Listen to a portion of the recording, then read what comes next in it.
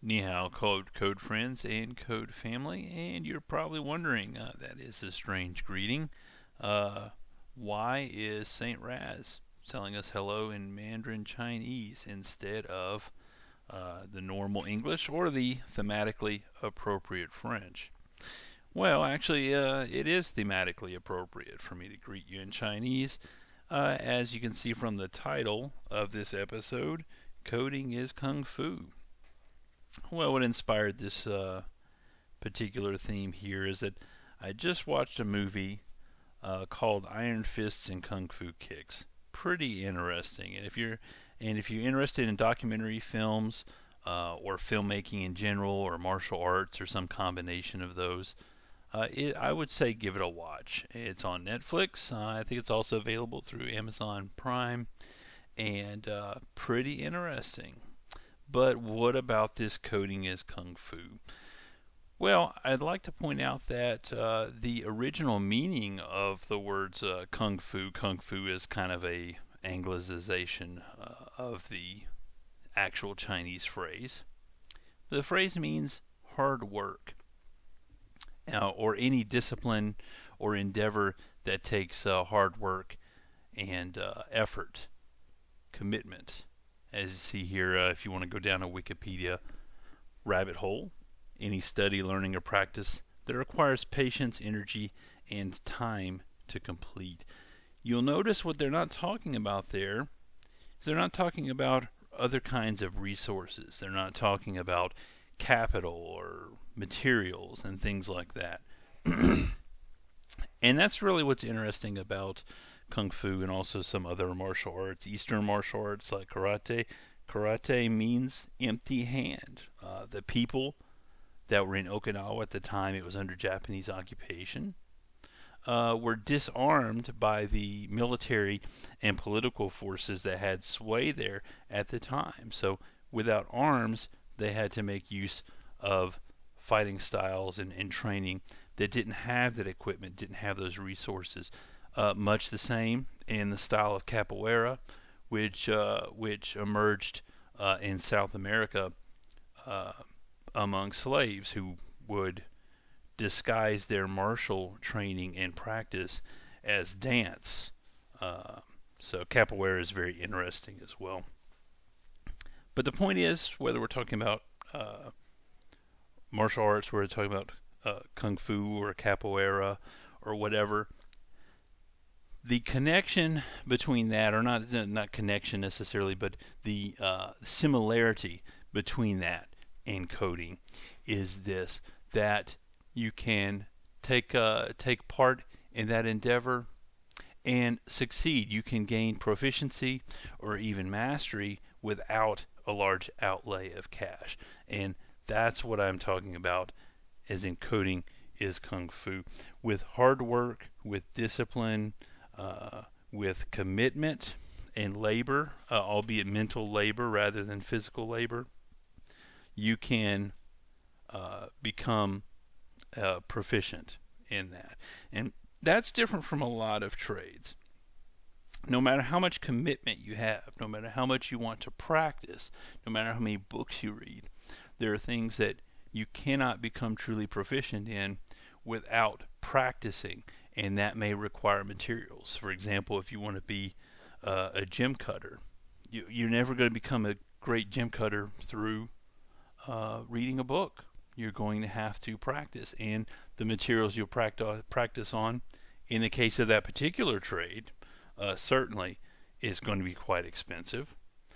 Even other trades, trades like plumbing, you're going to have to find someone to apprentice with, or find a trade school that is not going to train you for free. In the case of like welding, welding machines are very expensive and certainly more hungry for electricity, which is not free, than my laptop that I'm using right here. So, in almost all cases, there is an outlay of capital that has to be made to put those resources, even to get the opportunity to learn and practice the trade. Not so much in the case of coding. There's lots of free resources out there that you can avail yourself of.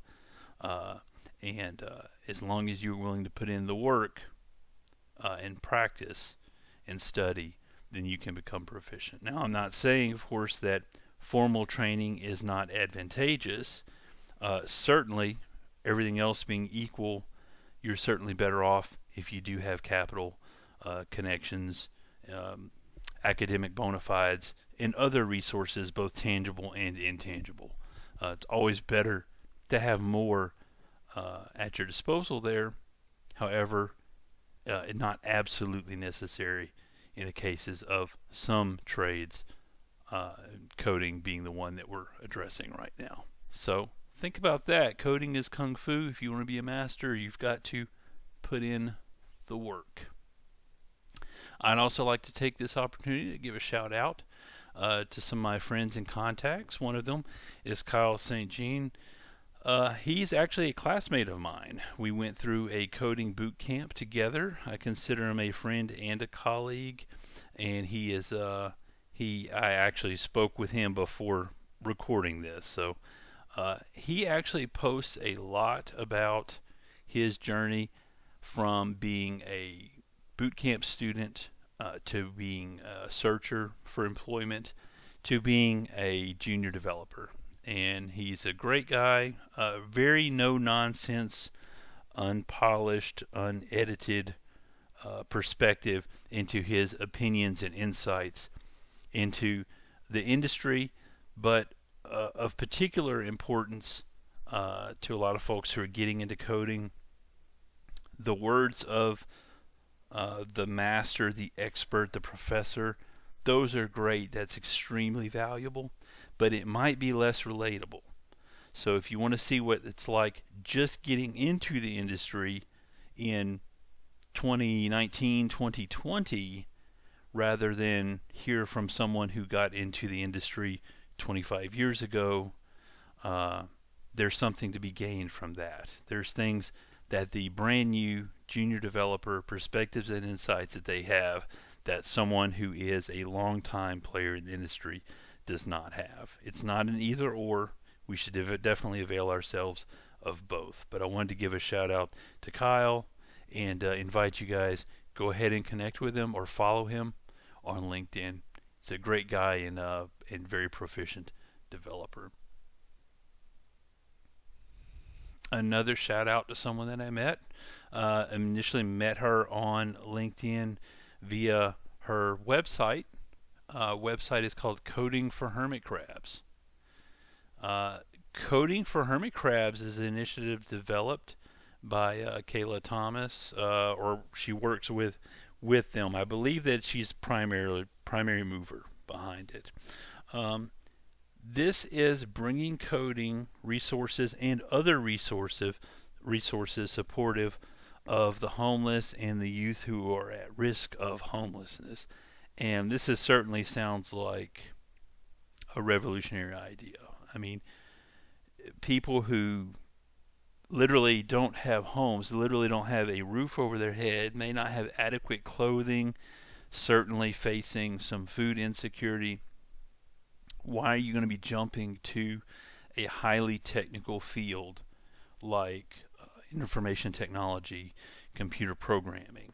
Well, like I said before, coding is kung fu. I mean, if someone's willing to put in the work, if they have the intelligence and the interest, the physical and financial resources necessary to develop someone from an interested novice or layperson into a professional developer is much less than a lot of other things. It would be far more ambitious. It would require far more money to turn homeless people into professional mechanics or welders or plumbers than it would to turn them into computer programmers, into web developers, into database administrators. I'm not going to say it's going to take less work. It would certainly take a lot of work to do so on the part of volunteers or contributors, instructors, and on the part of the people going through the program themselves. Certainly lots of work there. However, does not require as much capital, not as much money. And so I think that it could have a transformative effect especially in regions in which opportunities might be less less expansive. Kayla herself, she is working out of the greater Atlanta area and the Gulf Coast and the Deep South. Georgia's not the Gulf Coast; it's East Coast, but that still that area. There is less in terms of educational and professional opportunities for economic development in that area as compared to, say, the Northeast, or even in some areas in the Southwest. Now, the Atlanta area, of course, is more developed than most of Georgia or most of the Gulf Coast. If you're talking about those urban areas, those built-up areas, the high population density and such, New Orleans, Baton Rouge, Biloxi, Atlanta, that's different from the little towns that are in the hundreds of miles between those places, of course. But it's still something that's significant to consider for the overall region. I did have like a 2-hour conversation with Kayla, and I'm hoping we're going to coordinate, hoping to do some volunteer work to help support this endeavor. Really excited about it. And if you are in that particular area, definitely reach out to her. If you are in a situation where you might need to avail yourself of those services or know someone who could, or if you are just wanting to learn more and maybe contribute in whatever way that you can. So I wanted to give a shout out to her. She's a great person. She's actually her family is actually Creole. Her family is from New Orleans. I don't think she's been in New Orleans for a long time, but we had some tangents to our conversation about that, about this peculiar brand of English that folks like us speak. Granted, New Orleans accent is a little different from the accent of people in Acadiana, Southwest Louisiana, things like that, but as it turns out, as assimilated as we are now, I think both of our grandparents or great-grandparents spoke French, if not as a first language, at least fluently, before we assimilated and forgot all that stuff. I had to learn French. I didn't grow up speaking it, but interesting person and a great endeavor there, great cause, and definitely look into stuff like that. Another organization I wanted to give a shout out to, Tech Talent South. Now, I do have a commitment to try to bring as many free resources as possible to all my viewers. I want you guys to know what's out there. A lot out there can be had absolutely free. Now, Tech Talent South is not free training. It is a paid-for boot camp, or it is an organization that offers education. Okay, not all of them are boot camps, but there are different programs that they offer. Now, the reason I'm bringing it up is that the boot camp that I went through wasn't exactly free. Tech Talent South was paid for that. However, I as a student did not have to pay for it because I came through a sponsored program, so that the company that I work for now actually paid them directly for my training, along with the rest of the cohort that I went through the program with. So even if you don't personally have money, tech industry has a lot of money in the industry, a lot of very large capitalization companies, and some of them are looking at the possibility that training their own talent, finding people with potential but no experience or training, and sending them through the training might be a better way than trying to poach talent by offering higher wages and get people from other companies or from the market in general. So Tech Talent South, personally, in terms of the quality of the training and the people, I was quite happy with it. And of course, being a sponsored program, I didn't have to pay anything, and that's certainly good as well. So look into that, and there are other programs and such. Just look, do a Google search, or talk to people. You may be able to talk to folks in a technical college or university if you don't have the means financially to go through those programs, they might be able to send you to other options, free or low cost options like this. So definitely keep your eyes open, and remember, it's not about all the connections or how much money you have or anything. This is totally something that you can transition into without all of that. No exercises in this video. I think we'll go ahead and pick that up with the next one. But thanks everyone for tuning in. Appreciate you as always. Comments, concerns, questions, and requests are welcome. So, and of course, refer the channel to someone else if you like, and subscribe. Thanks, guys. I'll see you next time.